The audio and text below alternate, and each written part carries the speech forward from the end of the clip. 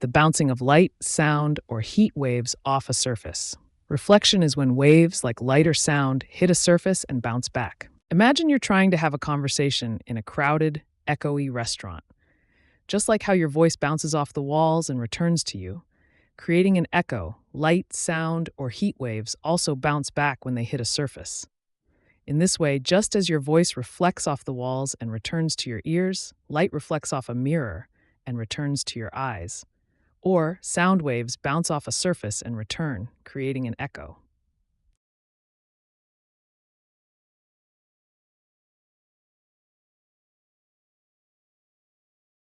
The distance between the crests of two adjacent waves.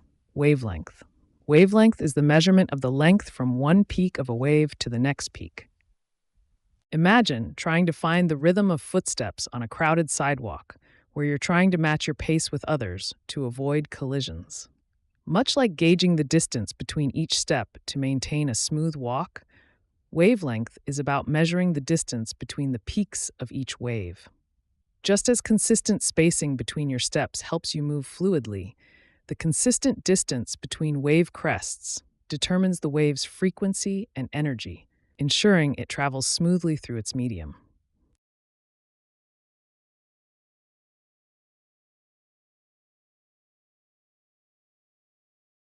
The number of cycles or vibrations per second, measured in hertz. Frequency. It is how often something happens in a specific period of time, like how many waves pass a point in 1 second. Imagine you're sitting in a busy coffee shop trying to hold a conversation with a friend, but the constant chatter around you makes it difficult to focus.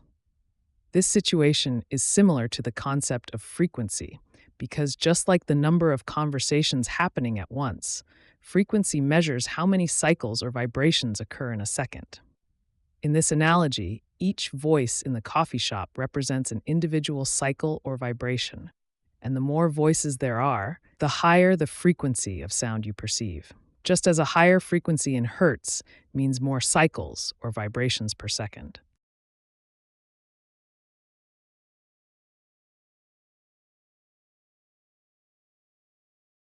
The transfer of energy from a wave to an object, like sound energy when it hits a wall. Energy absorption.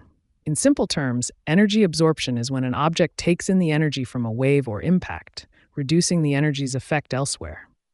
Imagine trying to carry a large load of groceries from your car to your kitchen in one trip. Just as the groceries are transferred from your arms to the counter, energy from a wave, such as sound, is transferred to an object, like a wall. In both cases, there's a transfer of something from one point to another, groceries to the counter and energy to the wall, where the object receiving the load, your counter or the wall, has to absorb and hold. What is being transferred? Groceries or energy?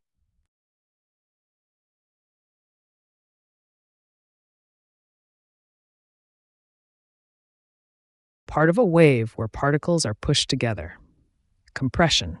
Compression is when particles in a medium are squeezed tightly together, creating a region of higher pressure in a wave. Imagine you're in a crowded elevator where everyone is trying to squeeze in as the doors close. This situation is similar to the concept of compression in a wave, where particles are pushed closely together. Just like how people in the elevator are packed tightly into a confined space, in a compression of a wave, particles are bunched up, resulting in a region of high pressure within the wave.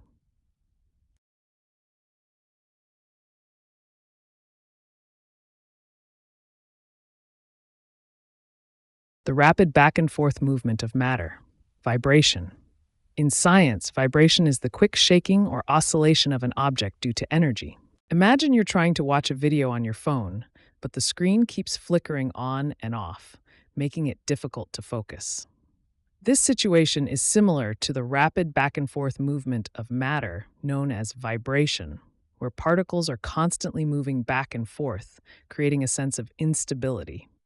Just like the flickering screen disrupts your viewing experience by not allowing a steady image, vibrations involve particles moving quickly between 2 points, preventing them from settling into a stable, stationary position.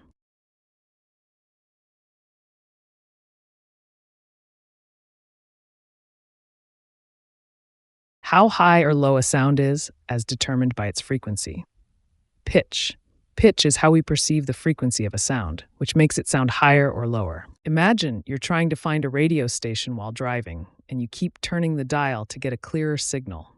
Just as turning the dial changes the station you're listening to, altering the frequency of a sound changes its pitch, making it higher or lower. In both cases, the frequency acts like the station's signal on the dial. A higher frequency corresponds to a higher pitch, much like tuning to a different spot on the radio dial tunes you into a different station.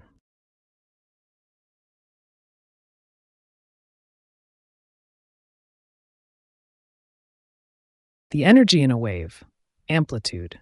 Amplitude is the height or strength of a wave, indicating the amount of energy it carries. Imagine trying to communicate with someone across a crowded room at a party. The louder you speak, the more intense your voice becomes, allowing it to travel further and be heard over the ambient noise.